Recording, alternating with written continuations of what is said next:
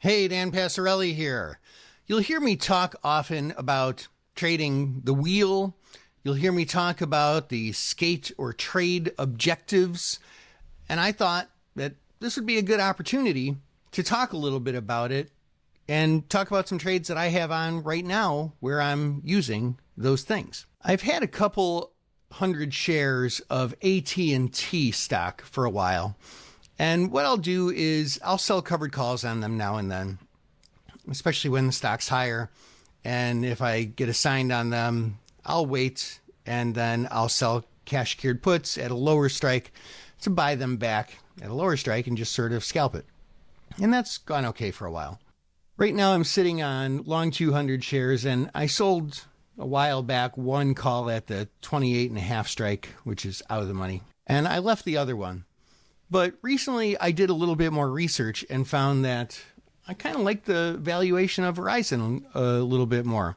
So I sold the 43, and I can pull up a chart here. So I sold the 43.5 strike put in Verizon just a few days ago, I think it was. And we're sitting just below that strike price, which is perfect, because that helps me meet my objective, my trade objective, to get assigned and trade into the stock by buying it. But that starts getting me more weighted into telecom stocks. So the other thing I did is in AT&T stock, which has had a bigger run up and it's gotten a little bit more overvalued. I sold just a few days ago also the 27.5 calls on 100 of the shares. Now, those are just out of the money. They were in the money a couple of days ago, and I want them to be in the money because I want to actually sell the stock at 27.5 plus the premium that I collected. So my objectives for both of those, the Verizon cash secured puts and the AT&T calls, is to get assigned. I want to do that.